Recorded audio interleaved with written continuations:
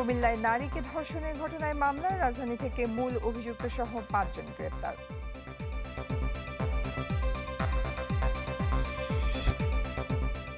নিম্ন আদালতের বিচারকদের শৃঙ্খলা বিধি গ্রহণ বিষয়ে আগের আদেশ স্থগিত, ১১৬ অনুচ্ছেদের শুনানিতে বাধা নেই।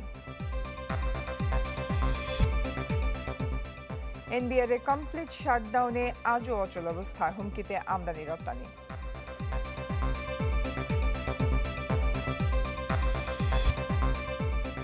নারী এশিয়ান কাপ বাছাই পর্ব টপকানোর মিশন বাংলাদেশের প্রথম ম্যাচে মুখোমুখি বাহরাইনের।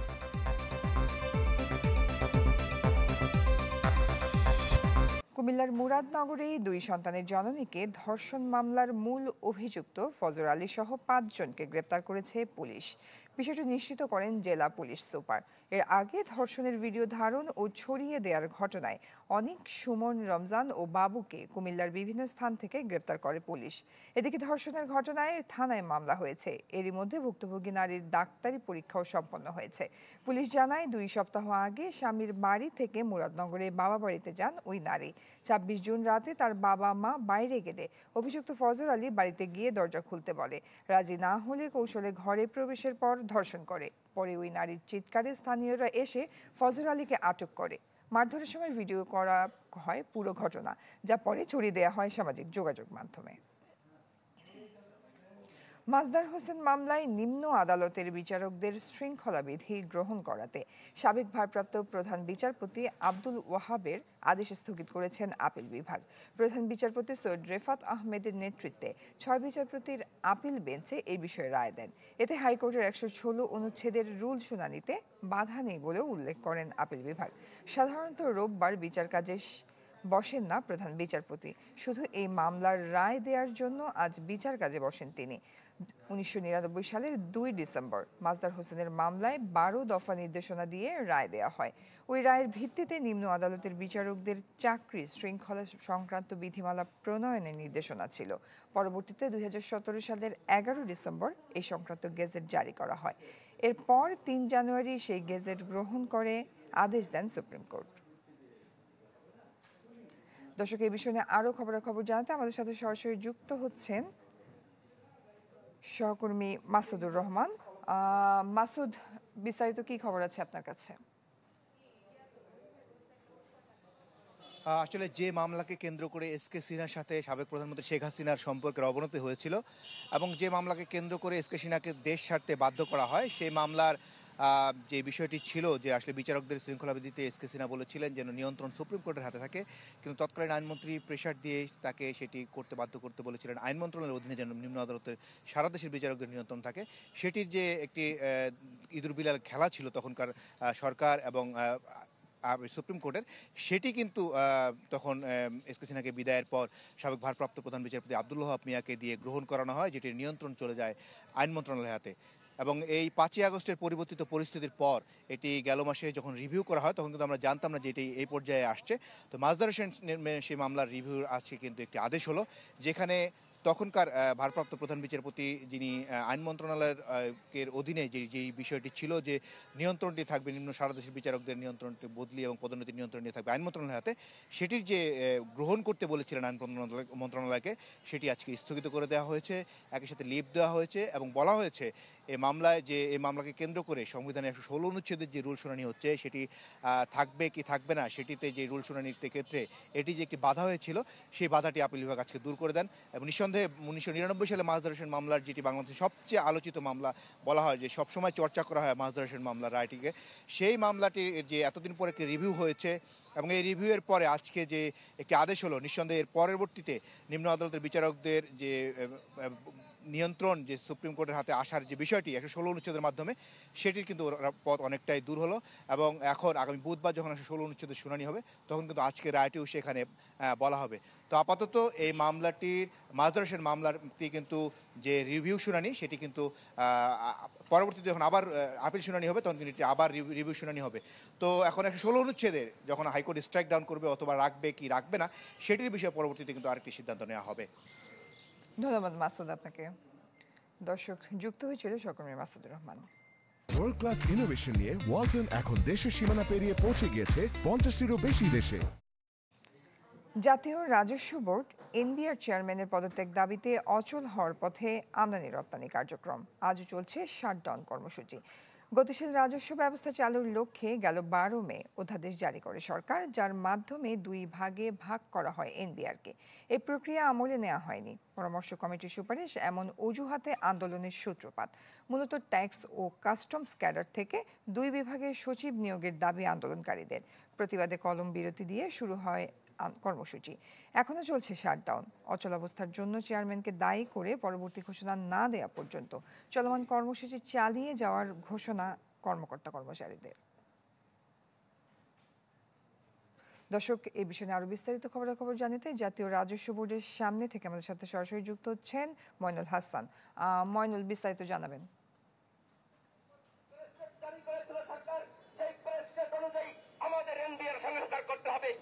দ্বিতীয় দিনের মতো কিন্তু এনবিআর কর্মকর্তা কর্মচারীরা এনবিআর সংস্কার ঐক্য পরিষদের ব্যানারে কমপ্লিট শাটডাউন কর্মসূচি পালন করছে এবং একই সাথে মার্চ টু ঢাকা এই কর্মসূচি চলমান রয়েছে।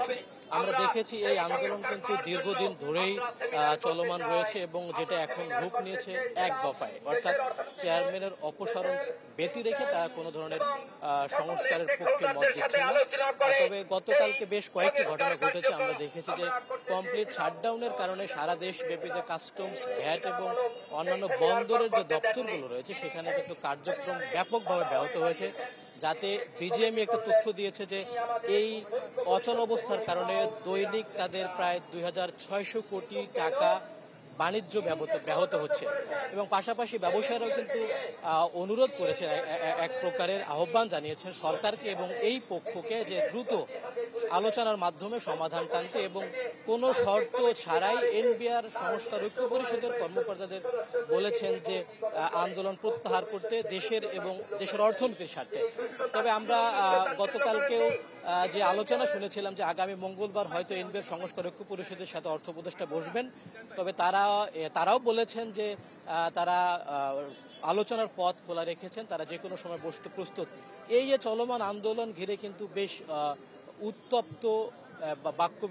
উত্তপ্ত একটা পরিস্থিতি তৈরি হয়েছে। সবকিছু মিলে যে দুটা পক্ষ দাঁড়িয়ে গেছে মুখোমুখি বলা চলে। সেক্ষেত্রে এই সংকটের যে একটা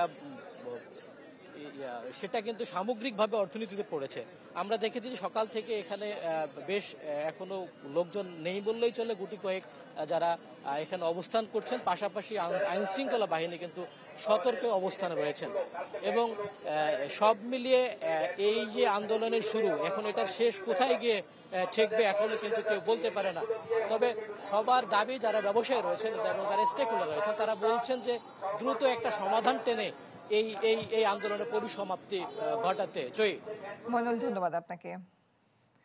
দর্শক, এনবিআর চলমান শাটডাউন কর্মসূচির খবরাখবর জানাচ্ছিলেন মইনুল হাসান। খননের পর ভাঙন দেখা দিয়েছে দিনাজপুরের বিরল উপজেলার মাঝাডাঙ্গা এলাকায়।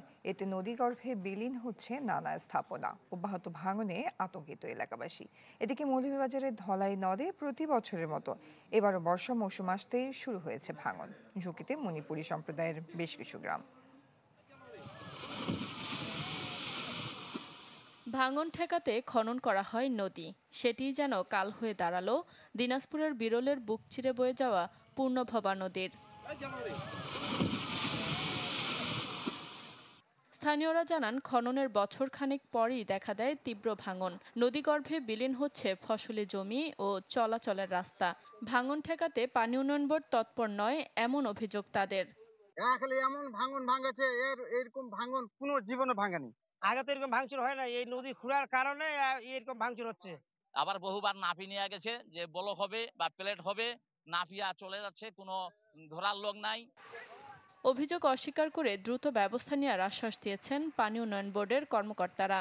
উপসহকারী প্রকৌশলীকে আমরা সাইডে পাঠিয়েছি, সে সংশ্লিষ্ট ডাটা নিয়ে আসবে এবং এটা আমাদের পানি উন্নয়ন বোর্ডের পক্ষ থেকে ভাঙন রোধের যে ব্যবস্থা নেওয়া, সেটা দ্রুত ব্যবস্থা নেওয়ার চেষ্টা করব। বর্ষা মৌসুমে মৌলভীবাজারের কমলগঞ্জে দুর্ভোগের কারণ ধলাই নদ। গেল বছর বন্যা নদী ভাঙনে বিপাকে পড়েন হাজারো মানুষ। এবারও ঝুঁকিতে মণিপুরী সম্প্রদায়ের কয়েকটি গ্রাম। এই যে বন্যায় আমরা অনেক ক্ষতিগ্রস্ত হয়েছে, এলাকার কৃষি বা আমরা সবজি ক্ষেত্রে অনেক ক্ষয়ক্ষতি হয়েছে। পুরাপুরি বান্ধ হয়েছে না, এখন যদি পুরাপুরি বান্ধ হয় তা আমরা নিশ্চিত থাকতাম পারলাম যে আর বন্যা আমরা ক্ষতি করতো না। 10-12টা পয়েন্ট আমরা শুষ্ক মৌসুমে মেরামত করছি। এখন বর্তমানে আমার 3-4টা পয়েন্ট ঝুঁকিপূর্ণ আছে, এগুলো আমাদের মেরামত কাজ চলমান আছে। আর তাছাড়া ধলের যে সামগ্রিক সমস্যাটা সমাধানের জন্য আমরা একটা সমীক্ষা প্রকল্প হাতে নিয়েছি।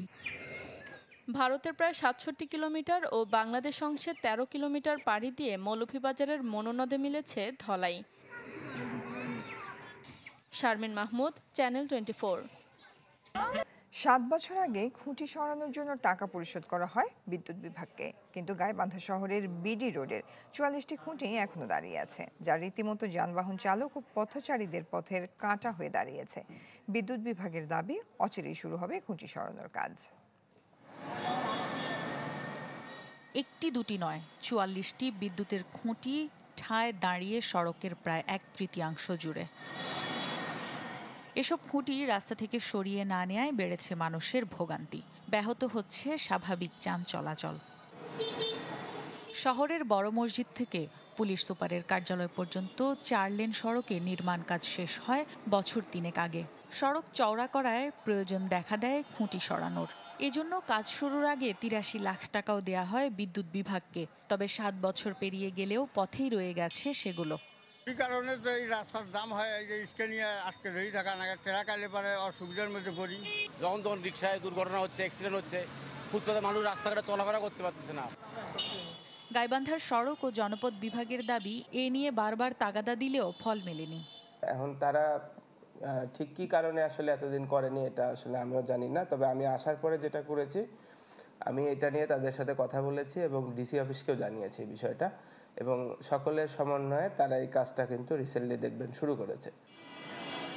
বিদ্যুৎ বিভাগ বলছে, ভূমি অধিগ্রহণ জটিলতায় খুঁটি সরাতে বাধা দিচ্ছেন জমির মালিকরা। প্রশাসনের সহযোগিতা পেলে যে কোনো সময় কাজ শুরু হবে।